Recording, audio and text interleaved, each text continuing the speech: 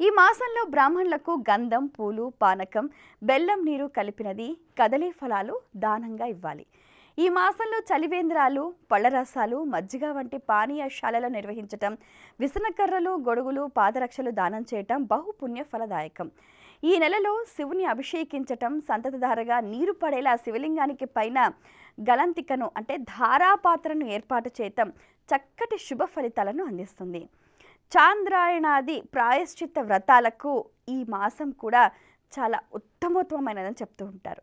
ఈ అక్షయ తృతీయ నాడు చేసే దానాలు ఎంతో చక్కటి ఫలితాన్ని ఇస్తాయని, అలాగే గంగలో స్నానం చేసి పితృదేవతలకు తర్పణలు నిర్వహిస్తే అసలు వారికి ఉత్తమ గతులు కలుగుతాయని చెప్తారు. ముఖ్యంగా యవలు, గోధుమలు, చెనకాలు మొదలైన వాటిని నీళ్లతో నిండిన కుండలను యథాశక్తిగా దక్షిణ తాంబూలాలతో బ్రాహ్మణులకు దానం ఇవ్వాలి. అందువల్ల మరుజన్మలో చక్కటి క్షత్రియుడిగా పుట్టి అక్షయమైన సంపదలు కలుగుతాయన్నది ప్రతీతి. కృత, త్రేత, ద్వాపర యుగాలు కూడా ఈ అక్షయ తృతీయ నుండే ప్రారంభమయ్యాయని విష్ణు పురాణ కథనం. ఉదయమే అభ్యంగన స్నానం చేసి యవలు, గోధుమలు, పెసలు, శనగలు మొదలైన వాటిని దానం చేస్తారు. పెరుగు, అన్నంను కూడా కొందరు దానం చేస్తారు. అలా చేస్తే శాశ్వతంగా కైలాసంలో స్థానం లభిస్తుందని భవిష్య పురాణం చెబుతుంది. దేవీ పురాణం కూడా ఇదే విషయాన్ని స్పష్టం చేసింది.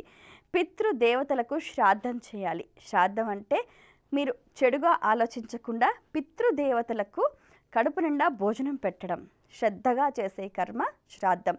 పితృదేవతల పట్ల భక్తి శ్రద్ధలతో నిర్వహించే ఏ కార్యమైనా వారి వంశాన్ని ఉద్ధరింపు చేస్తుంది. అలాగే ఈ రోజున ఉప్పు తినకుండా ఉండి చక్కెర కలిపిన పాలాలు తింటే చాలా అద్భుతమైన ఫలితాలు అని చెప్తూ ఉంటారు. ఈ అక్షయ తృతీయ రోజు చేసే జపాలు, హోమాలు, పితృతర్పణాలు అక్షయమవుతాయని స్మృతి గ్రంథాలు చెప్తున్నాయి. అక్షయ తృతీయ రోజున గొడుగు, చెప్పులు, గోవు, భూమి, బంగారం, వస్త్రాలు, నీరు నిండిన ఘటము దానం చేస్తే ఎంతో పుణ్యమని భవిష్య పురాణ వచనం. ఈరోజు చేసే పుణ్యకార్యాలు క్షయం కాకుండా ఉంటాయని, అందుకే దీన్ని అక్షయ తృతీయ అంటారని శ్రీకృష్ణుడు ధర్మరాజుకు చెప్పాడు. ఈ రోజున ముఖ్యంగా ఉదకుంభదానం అంటే నీటితో కుండ దానం చెయ్యాలన్నమాట.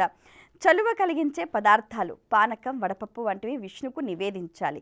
మామిడి పళ్ళు, విసనకర్ర విష్ణు ప్రీతిగా మనం దానం చేయాలి. ఇలా భక్తి శ్రద్ధలతో ఏది దానం చేసినా ఆ ఫలితం అక్షయమవుతుంది. వారి తరతరాలకు తరగని సంపదను అందిస్తుంది.